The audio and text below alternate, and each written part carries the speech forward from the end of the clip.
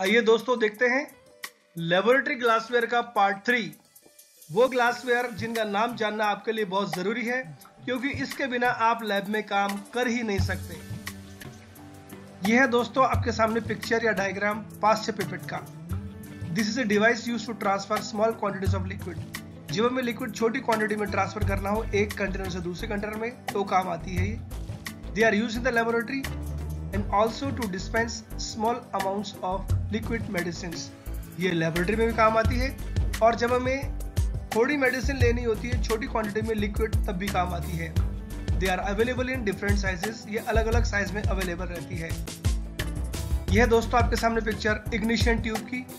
देखने में test tube जैसी है, लेकिन उससे छोटी होती है ये। Glassware used to hold small quantities of substances which are undergoing direct heating by Bunsen burner or other heat source। दोस्तों जब हमें केमिकल को डायरेक्ट हीट में गर्म करना होता है, जैसे बंसन बर्नर में या दूसरे हीट सोर्स में, तो हम इसमें रख के गर्म कर सकते हैं, तब यूज आती है ignition tube. It is made up of soft glass and smaller as compare to a normal test tube. ये सॉफ्ट ग्लास की बनी होती है और टेस्ट ट्यूब से छोटी होती है। Like fusion tubes, it is also used in sodium fusion. Fusion tube की जैसे ये सोडियम फ्यूजन में भी काम आती है। It is the tube which is disposable. ये डिस्पोजेबल ट्यूब है। दोस्तों यह है आपके सामने फ्यूजन ट्यूब। ये बहुत सारी फ्यूजन ट्यूब एक साथ है। Fusion tube is a small glass tube used for conducting experiments such as the sodium fusion test, Lassaigne's test. दोस्तों एक छोटी ग्लास ट्यूब जैसी है जो एक्सपेरिमेंट करने के काम आती है, जैसे sodium fusion test, Lassaigne's test के अंदर। It is also used for finding the melting or boiling point in which a small amount of sample is to be heated excessively। जब हमें किसी केमिकल सब्सटेंस का मेल्टिंग या boiling point पता करना होता है, तो हम इस ट्यूब में डालते हैं और उसको खूब गर्म करते हैं, एक्सेसिव हीट में गर्म करते हैं। जब वो मेल्ट होता है तो हमें पता लगता है उसका मेल्टिंग पॉइंट क्या है। ये पिक्चर है क्रूसिबल्स की। ये भी क्रूसिबल है, ये भी क्रूसिबल है। इट इज अ सिरेमिक और metal container used to melt substances by heating at high temperature। जब कोई पदार्थ पिघलाना हो तो बहुत एक्सेसिव हीट कर हाई टेम्परेचर देकर हम इनके अंदर पिघला सकते हैं। It is made of graphite और porcelain that melts only at very high temperature. ये ग्रेफाइट या पोर्सलिन का बना होता है, और जो बहुत ही ज्यादा टेम्परेचर होगा तभी गलेगा या तभी पिघलेगा। Also use to carry out chemical reactions at high temperature and analysis. जब हमें केमिकल रिएक्शन करनी हो बहुत हाई टेम्परेचर पर, तो इनके अंदर केमिकल रिएक्शन करवाते हैं और जांचते हैं। They are available in several sizes and typically come with a crucible cover. ये अलग अलग साइज में होती हैं, जैसे आप देख सकते हैं छोटा है, ये बड़ा है, ये छोटा है, ये बड़ा, और इनके ऊपर कवर भी आता है, हम जिसे लिड बोलते हैं। यह दोस्तों आपके सामने क्लैम्प देख सकते हैं आप। ये पकड़ने के काम आता है। यूज टू होल्ड यूटेंसिल और ग्लासवेयर यूटेंसिल होल्ड करने के। दोस्तों इसके बीच में हम ग्लासवेयर रख सकते हैं और इससे हम कस सकते हैं, मतलब ये जो स्पेस है ज़्यादा कम किया जा सकता है। ग्लासवेयर आपको कौन सा होल्ड करना है, हमें इस तरीके से इसमें सेट करना पड़ता है यूज करने के लिए। ये दोस्तों स्टॉप कॉक, ये देख सकते हो डायग्राम, ये डायग्राम, ये diagram. It is a type of valve. ये एक तरह का वॉल है use to control the flow of liquid और गैस या लिक्विड का फ्लो अगर मुझे कंट्रोल करना है तो काम आता है। Made up of glass and plastic. Glass और प्लास्टिक का बना होता है। व्हेन क्लोज फुली लिक्विड और गैस स्टॉप्स फ्लोइंग। जब इसको पूरा बंद कर देते हैं तो इसके इधर या उधर लिक्विड या गैस नहीं फ्लो होगी।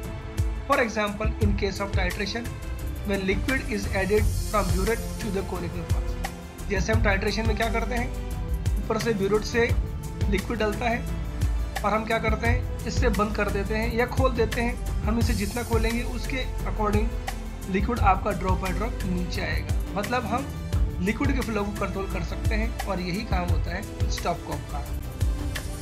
यह आपके सामने डायग्राम थील ट्यूब का।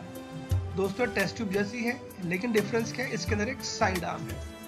It is named after German chemist Johannes Thiele. एक जर्मन केमिस्ट था जोहान्स थील नाम का, उसके नाम पर इसका नाम पड़ा है Thiele tube. Laboratory glassware designed to contain and heat on oil bath. दोस्तों इसके अंदर हम कोई चीज रखते हैं और गर्म करते हैं ऑयल बाथ के अंदर। देख सकते हैं आप, इधर से गर्म किया जाता है और यहाँ पर रहता है thermometer use for determination of the melting point of substance. जब किसी पदार्थ का मेल्टिंग पॉइंट पता करना होगा तब ये काम आती है। It is like a glass tube with N attached handle. ये ग्लास ट्यूब जैसी है, इसमें ये 7 का हैंडल होता है जो अटैच्ड है। ये पिक्चर है थिसल ट्यूब की, ये रहा आपके सामने डायग्राम। ये भी थिसल ट्यूब है, ये भी है। It is a glassware for adding chemical solutions to a reaction vessel. जब मुझे किसी वेसल के अंदर, बर्तन के अंदर कोई केमिकल डालना है जिसमें रिएक्शन हो रही है या रिएक्शन करवाना चाहता हूं तो काम आती है thistle tube. Thistle funnels allows addition in small volumes of liquids to an exact position. जब मुझे फिक्स जगह पर, एग्जैक्ट जगह पर मुझे लिक्विड डालना हो तो मैं क्या करूंगा, ऊपर से लिक्विड डालूंगा और जहां मुझे डालना है वहां पर यह रख दूंगा। जहां पर मैं डालूंगा वहीं पर लिक्विड गिरेगा। It consist of a tube with a reservoir and a funnel like section at the top. दोस्तों ये तो रही ट्यूब, यह है इसका रिजर्वायर और ये ऊपर वाला पार्ट बिल्कुल फनल जैसा होता है। Thistle tube minimise the risk of a reaction occurring too quickly and bubbling over. इससे क्या फायदा है कि जब मैं केमिकल दूसरे केमिकल में डालता हूं तो एक दूसरे उछलने का डर रहता है, लेकिन इससे वो चीज कम हो जाती है, मतलब वो रिस्क कवर हो सकता है। यही काम है थिसल ट्यूब का। ये दोस्तों पिक्चर है बुकनर फनल की, ये Buchner funnel. Laboratory equipment use in filtration, ये फिल्ट्रेशन में काम आता है। To separate solids from liquid, जब मुझे सॉलिड को अलग करना होता है लिक्विड से। Made up of porcelain, glass और प्लास्टिक। पोर्सलिन का बना हो सकता है, ग्लास का भी या प्लास्टिक का। Liquids are filtered by pulling them through polyadhesive filter paper and perforations in the top of the funnel using a vacuum pump। दोस्तों यहाँ पर मैं फिल्टर पेपर रख दूंगा और जो मुझे छानना होगा मैं इसके थ्रू डालूंगा। इसको अटैच कर दिया था इस तरीके से और यहाँ से वैक्यूम लगाया जाता है। इस तरह से यूज होता है बुकनर फनल। और यह है फिल्टरिंग फ्लास्क। बुकनर फनल को इसी के अंदर अटैच करते हैं। ये देखो साइड आर्म है, यहाँ से वैक्यूम अटैच होता है।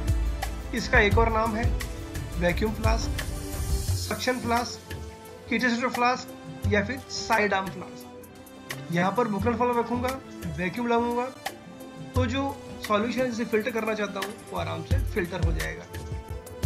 ये है सेपरेटिंग फनल। ये ग्लास की है, ये प्लास्टिक की है।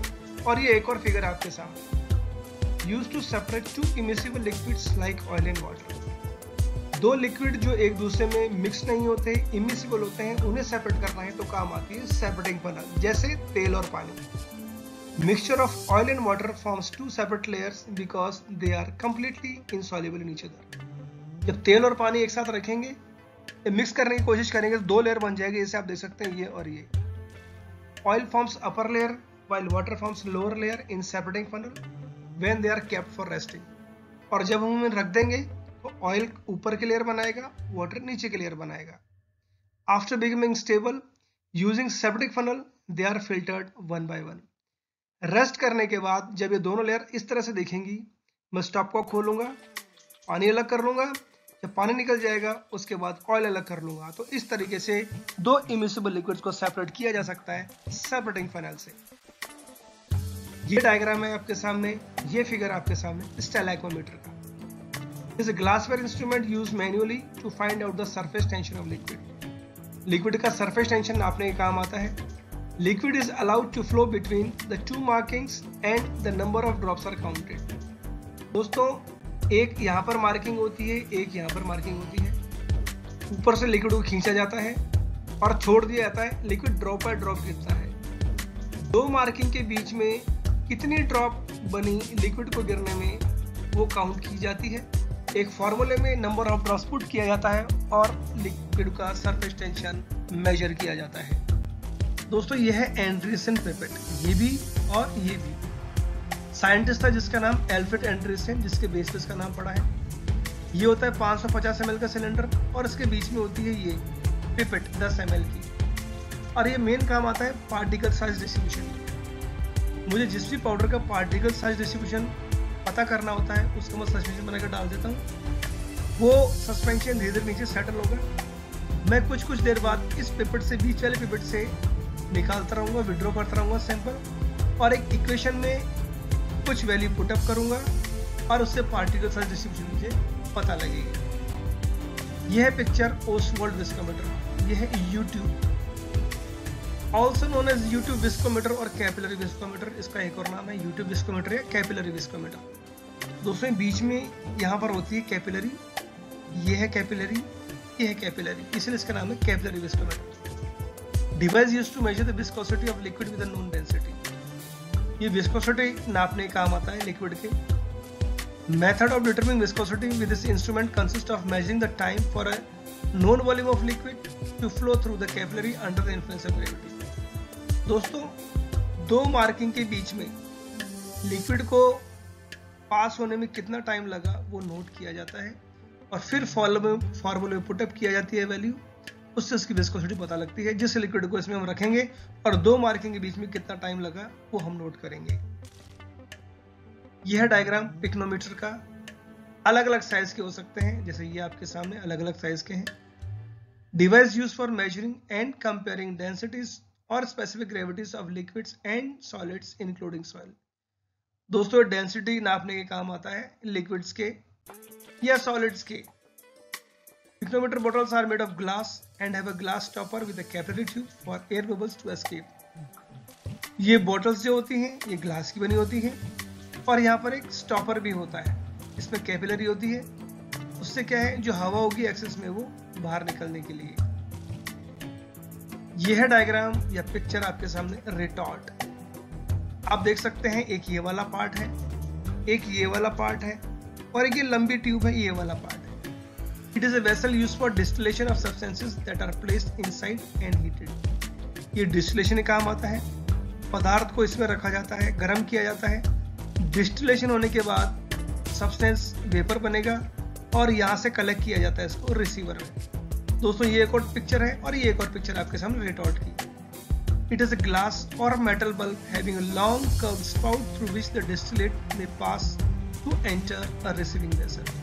यहाँ से गर्म करेंगे और यहाँ से डिस्टिलेट को कलेक्ट करेंगे, ऐसा होता है रिटॉर्ट।